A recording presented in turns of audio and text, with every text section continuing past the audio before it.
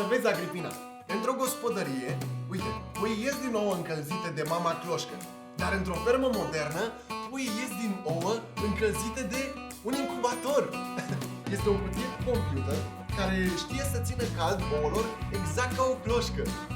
Și precum incubatorul, sunt o mulțime de alte aparate și tehnologii care fac munca mai ușoară și cu rezultate mult mai bune în agricultură. Și, sincer, cred că ar trebui să te obișnuiești și tu cu unele dintre ele, ca să nu rămâi în urmă. Hei, ce-i asta, Agripina? Dă-le-și-le! Nu o pasăre! Nu o pasăre răbitoare la noi în atelier! Ai grijă! Hei! Eu cred că am mai văzut asta undeva.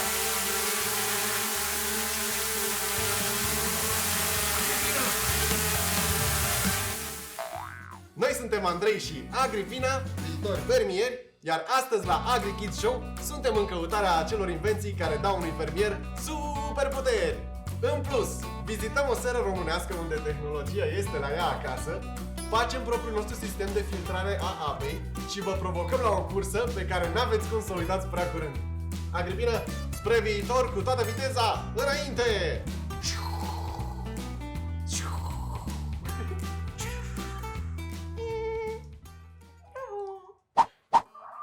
Noi o să avem o fermă mare, nu, uriașă, nu-i așa, Agripina?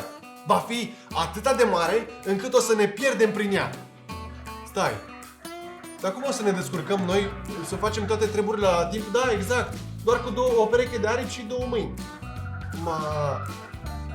Până când am terminat noi de săpat, ar trece primăvara. Și până ce am pune apă fiecarei plante, cele da știu, cele de la urmă s-ar crede de mult abandonate. S-ar putea să avem nevoie de ceva mai inteligent decât o lopată și o stropitoare. Știu! O să ne facem o fermă cu cârtițe care o să sape pentru noi și noi o să le răsplătim cu râme. Nu-ți place ideea mea? Atunci o să învățăm plantele să facă singure duș în fiecare zi, așa cum facem și noi. Da, știu, nu avem destule prosoape. Dar totuși, Agripina, sunt sigur că am auzit undeva despre tractoare care se conduc singure sau lanuri uriașe care pot fi secerate într-o singură zi. Să fie oare doar povești de adormit fermierii? Agripina, este timpul să aflăm. Exact, nici eu nu mai am răbdare.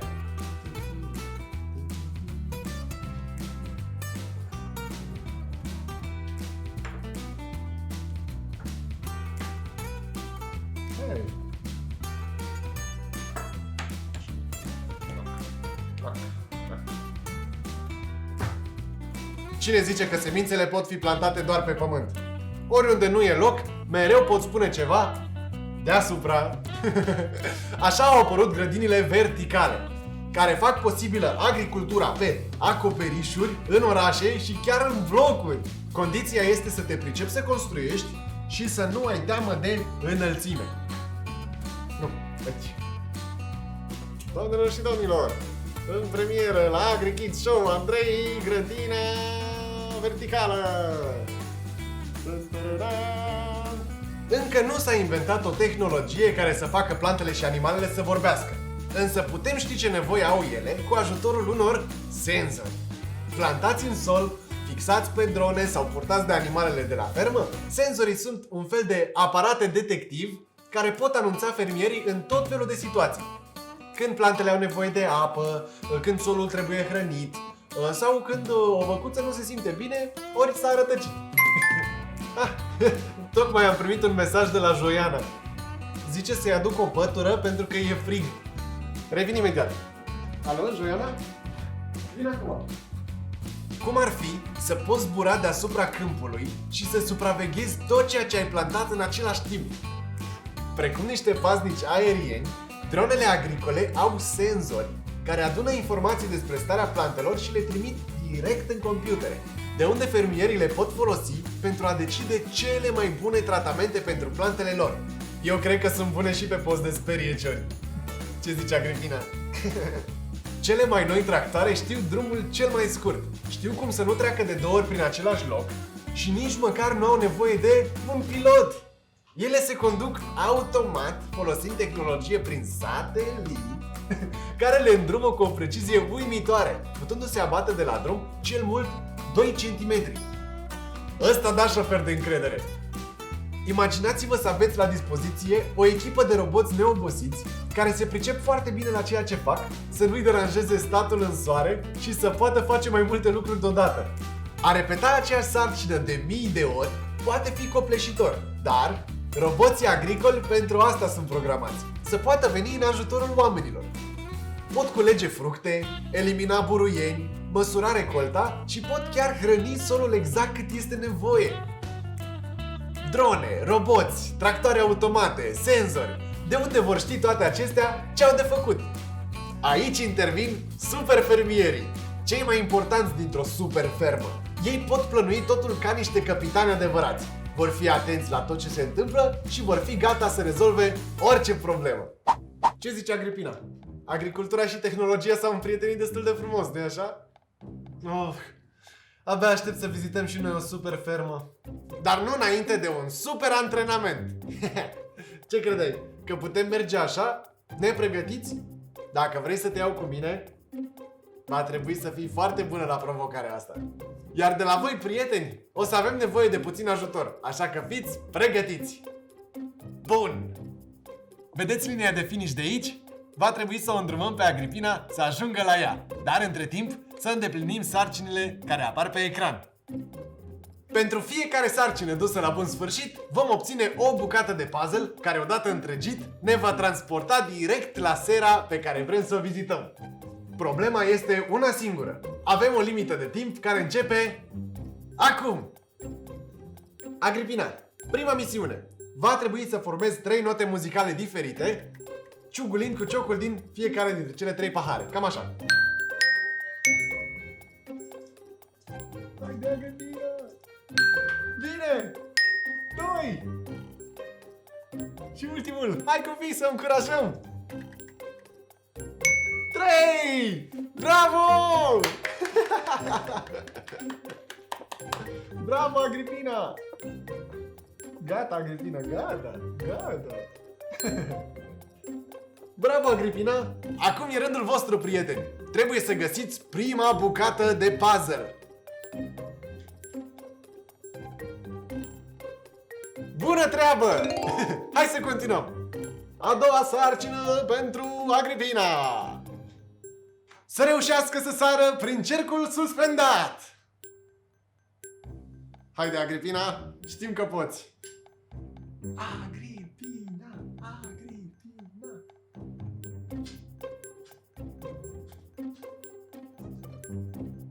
Publicul e în suspans, publicul e în delir!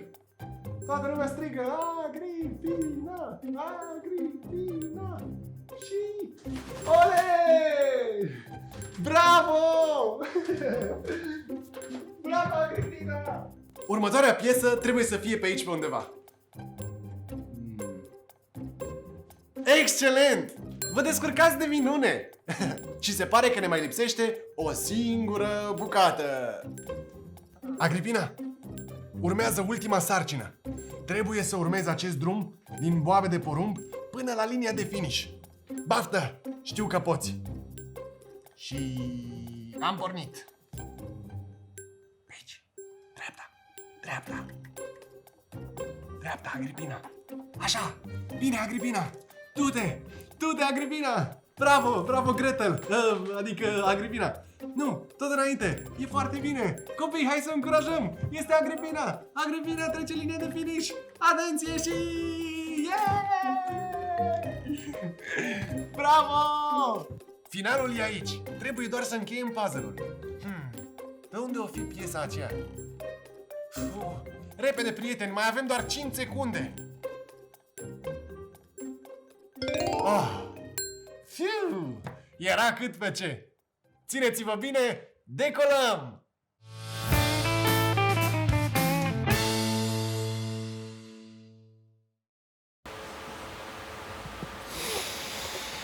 Wow! Aici miroase ca într-o grădină de vară. E incredibil că în spatele acestor ferestre temperatura este de doar 10 grade. Iar aici toate răsadurile sunt deja crescute. Haideți să vedem dacă găsim pe cineva.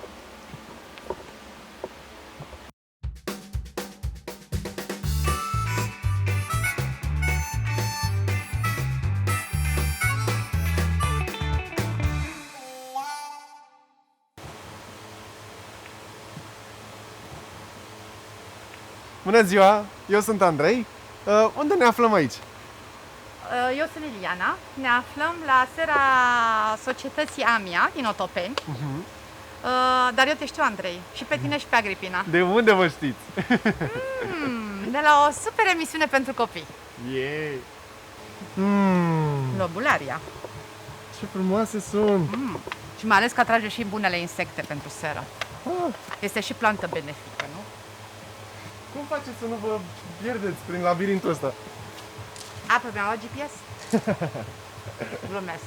Cunosc fiecare seră, fiecare plantuță, fiecare loc al ei și data la care am plantat. Eu dacă aș lucra aici la dumneavoastră, ce ar trebui să fac? Nu cred că îți trebuie neapărat o pricepere. Pur și simplu plantele spun ce au nevoie. Decât trebuie să fii un bun observator și să-ți dorești să duci să lucrezi într-o seră. E o pasiune până la urmă. Dacă aveți nevoie de ajutor în plus, puteți să mă chemați oricând. Cu drag, în această perioadă, orice persoană, 2 mâini, 2 picioare, este binevenită. Atunci am stabilit. Iar dacă eu nu sunt de ajuns, o chem și pe Agripina. Ea se pricepe foarte bine la arat. În pământ e în mediul ei. Ok, dar nu uita, Andrei, că eu am o pisică. Ce probleme ați întâmpinat de-a lungul timpului? Probleme. Problemele sunt multe. Deviza firmei știi care este? Cine vrea să facă ceva, găsește o soluție. Cine nu vrea să facă nimic, găsește o scuză. Găsesc că asta este bine asortată cu pălăria, cu șapca ta. Așa e perfect. Încep să te recunosc. Da. Erai mult prea serios. Care este activitatea dumneavoastră preferată aici în seră? Să le privesc. Nu, sunt multe activități care îmi plac. Îmi place când le transplantez.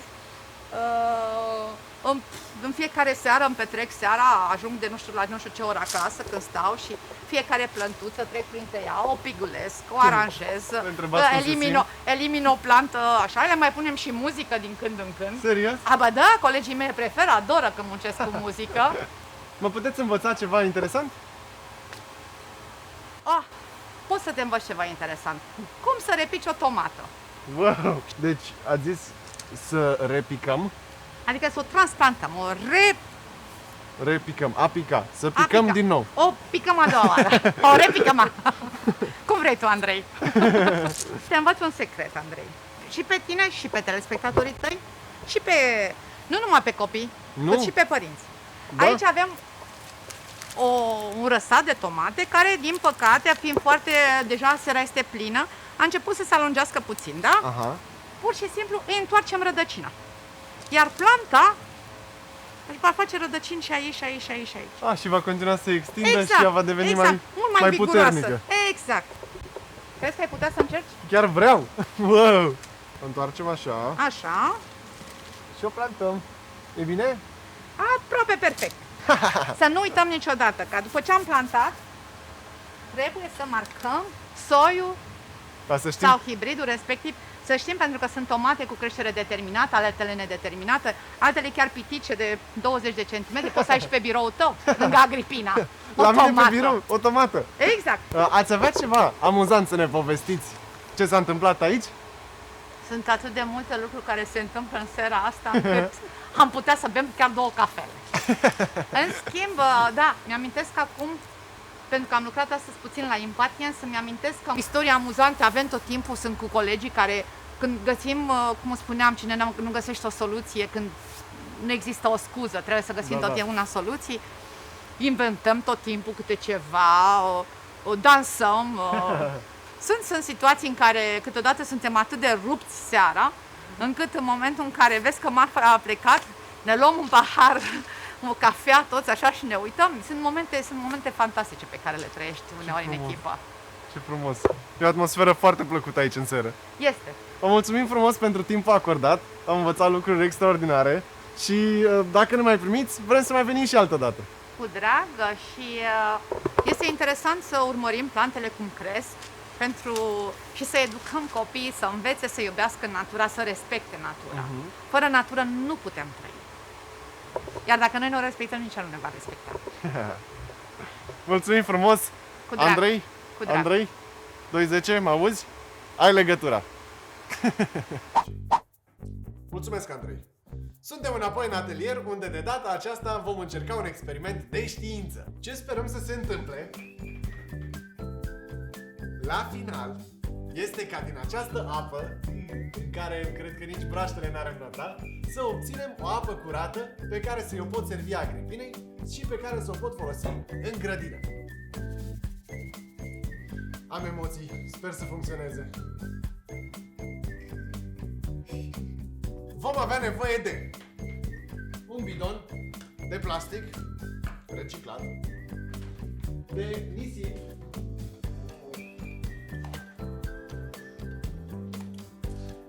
așa, de puțină vată,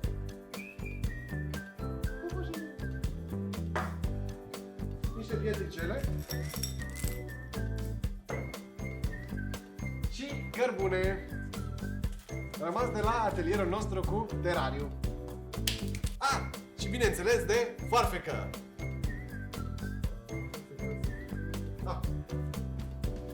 Ta-da! Pentru a testa filtrul o să aveți nevoie și de niște apă foarte murdară. O apă căreia i-ai putea spune să facă o baie. Sau apă rămasă după ce ați spălat vasele. Dar atenție, să nu conțină detergent. Sau pur și simplu apă cu noroi. Tăiem sticla cu atenție, perforând-o încet cu o foarfecă.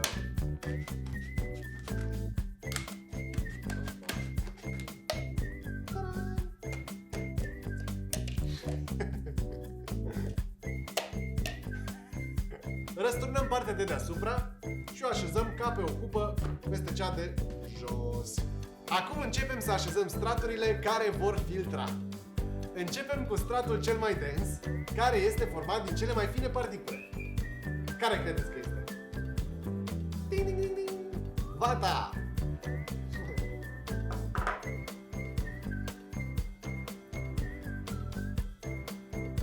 Continuăm cu următoarele. Nisip.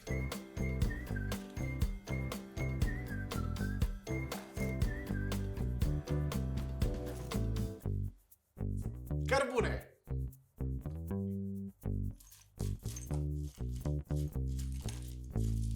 Și acum deasupra, pietrișul.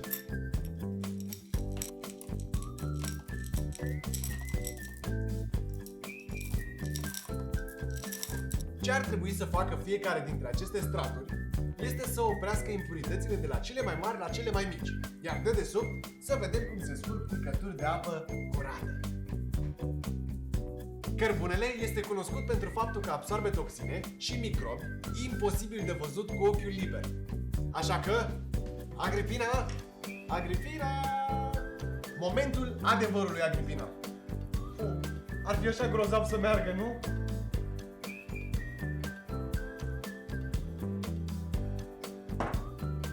A mers? Spune-mi că a mers, Agripina. Funcționează? Ce faci acolo?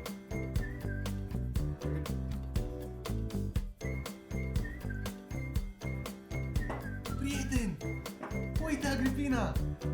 Chiar funcționează! Uite!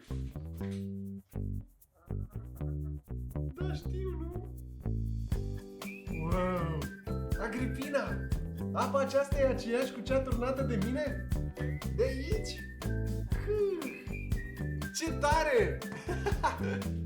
Iuhu! Sunt un super fermier! Știu să curăț apa și am învățat despre tehnologii folosite în agricultură. Mulțumesc, Agripina! Credeți că am învățat ceva astăzi? Nu putem ști decât dacă ne testăm cunoștințele. Eu o să vă pun niște întrebări, iar voi o să alegeți dintre variantele de răspuns. Dar atenție! Timpul este limitat! Cum poate ajuta o dronă un fermier? Îl poate purta în zbor? Supraveghează plantele prin senzori? Sau aduc ploaia?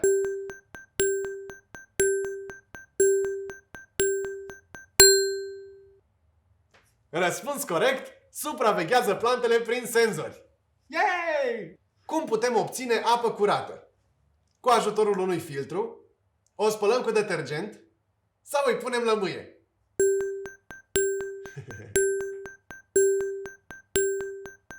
Răspuns corect, cu ajutorul unui filtru. Cum se conduc tractoarele inteligente? Prin satelit, cu o telecomandă sau cu un șofer robot? Pip, pip, pip, pip.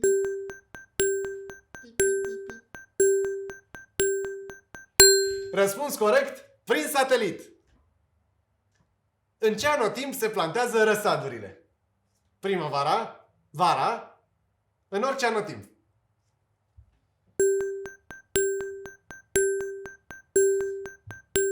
Răspuns corect, primăvara. Yay! Ce rol are cărbunele într-un filtru de apă? O încălzește, absorbe microbii sau o parfumează?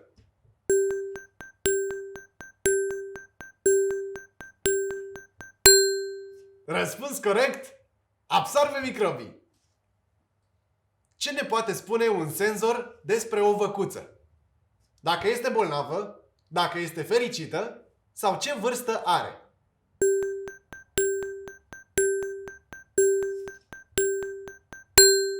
Răspuns corect, dacă este bolnăvioară. Felicitări tuturor! Suntem curioși la câte întrebări ați reușit să răspundeți corect. Dacă nu sunt prea multe, nu vă faceți griji. Data viitoare puteți fi mai atenți. Ba, ba, ba, ba. Nu stăm pe loc, lumea noastră se schimbă, inventăm, reparăm, orice problemă rezolvăm.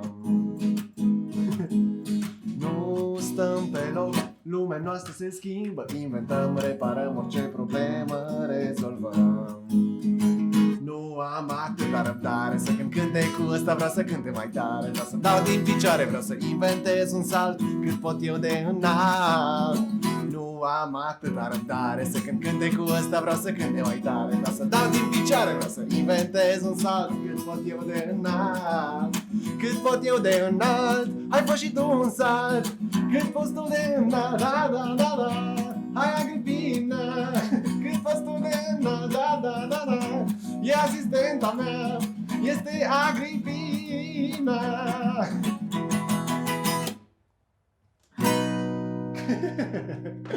Bine, Agripina! Woo! Este incredibil cât de mult se poate îmbunătăți agricultura datorită științei și tehnologiei. În curând, toate aceste invenții vor schimba cu totul viața fermierilor.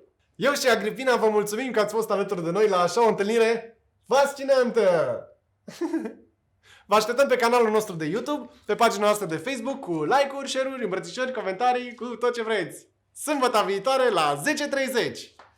Tararana, tararana, titi taran, taran, taran, taran, taran.